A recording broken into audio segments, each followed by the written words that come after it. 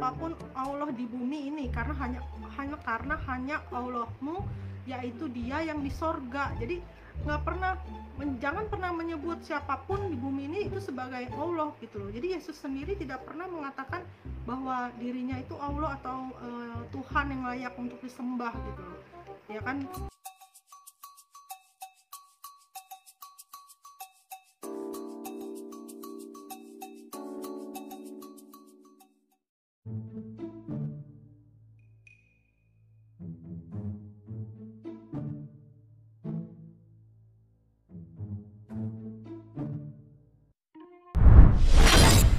Kemudian tadi kan kita sudah nanya nih, komforter itu manusia atau roh gitu kan? Iya.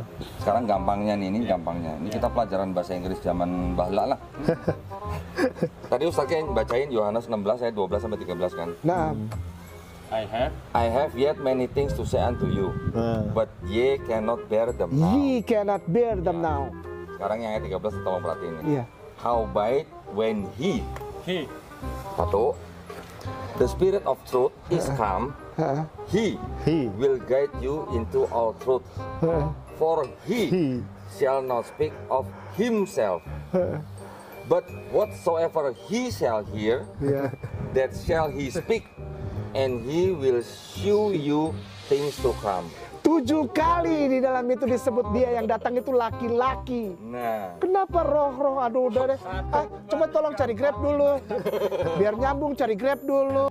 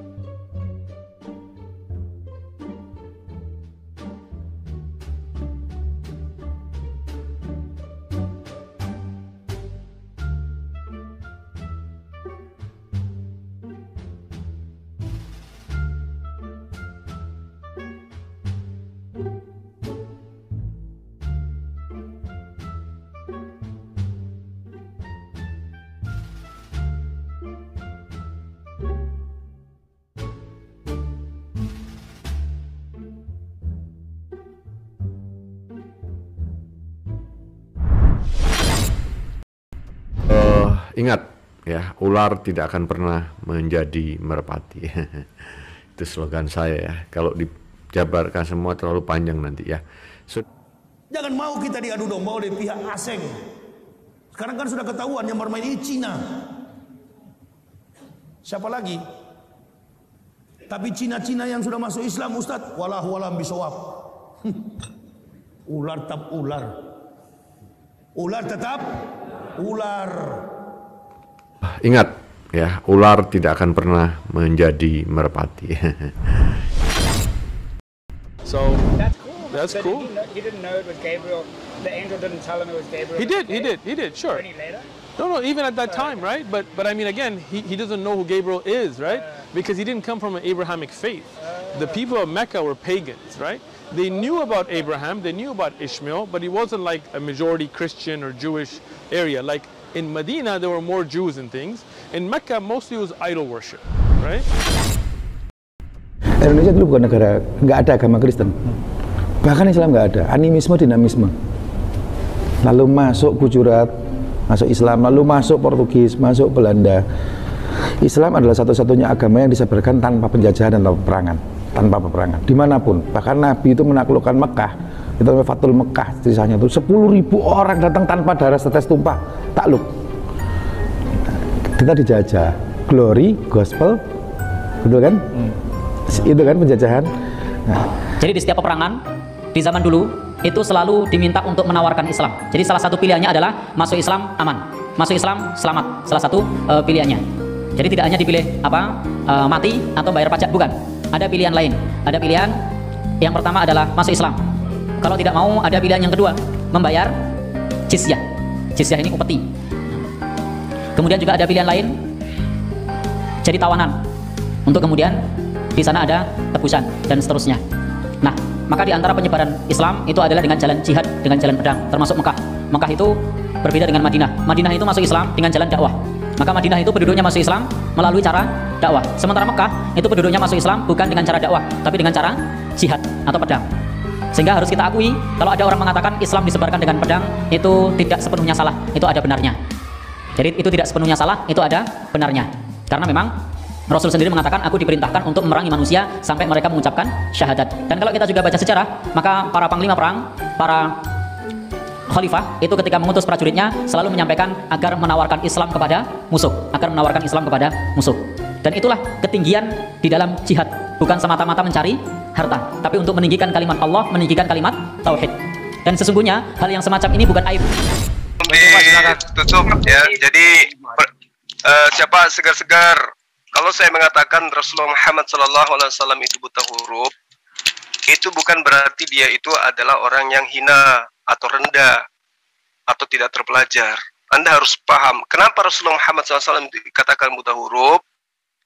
Karena memang pada masa itu kaumnya adalah bangsa yang gemar menghafal, dan orang yang menulis ya itu adalah merupakan sebuah hinaan. Kalau ada orang yang bisa membaca menulis, itu adalah merupakan sesuatu orang yang hidup pada taraf kehidupan lebih rendah daripada mereka yang jago menghafal.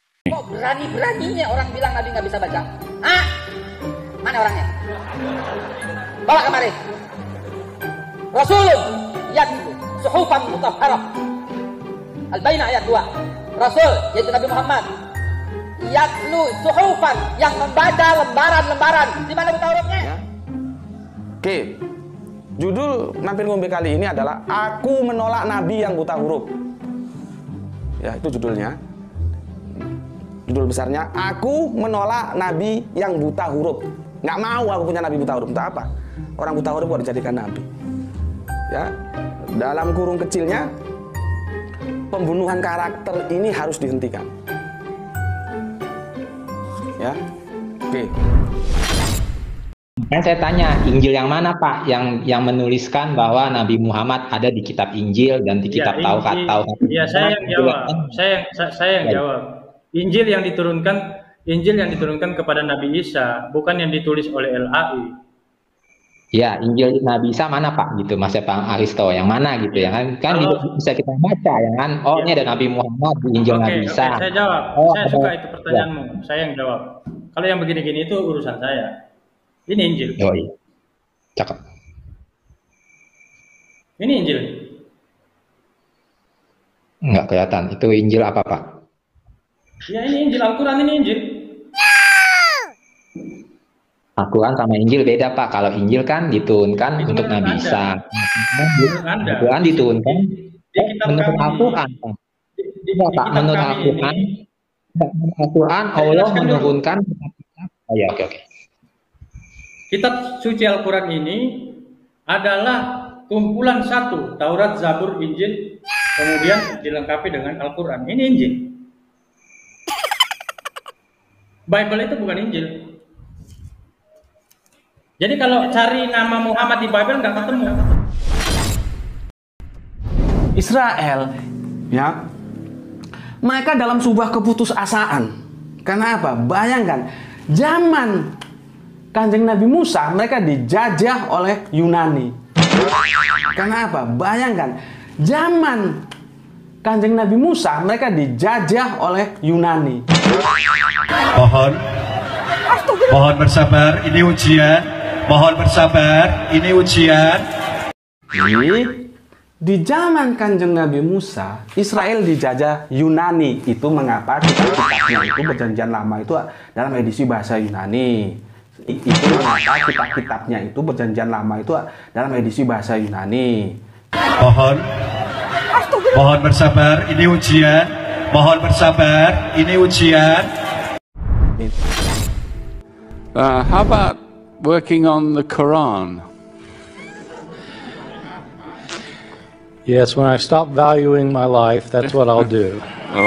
Buku yang sangat menjadi legend dan bestseller di Amerika judulnya Misquoting Jesus. Penjelasannya, buku tersebut ditulis oleh seorang profesor di atas profesor. Karena dia dapat gelar itu dari berbagai macam institusi pendidikan tinggi di Amerika, pendidikan Kristen. Divinity-nya. Namanya Profesor Bart D. Ehrman. Semua orang tahu itu, semua orang Kristen Katolik tahu itu. Profesor Dr. Bart D. Ehrman. Dia yang bilang pertama kali Bible palsu. Statementnya jelas, sangat singkat. Di buku itu ada? Di mana-mana ada. Dan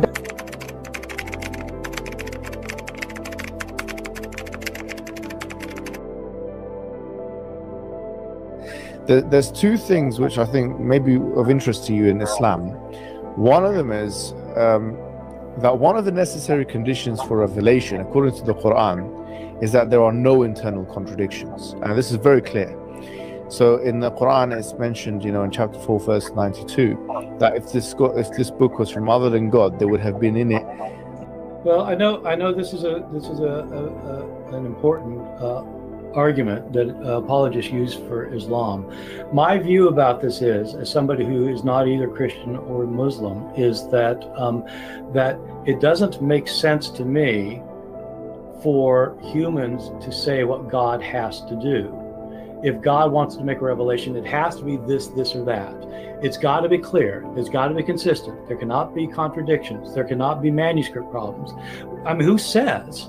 I mean, God. I mean, you're talking about somebody who's beyond your imagination. You know, I'm not a Quran scholar, obviously, but I would like to say a couple things about it. One is that it does seem to me that if a book is without contradictions, that has no bearing on whether it comes from God or not.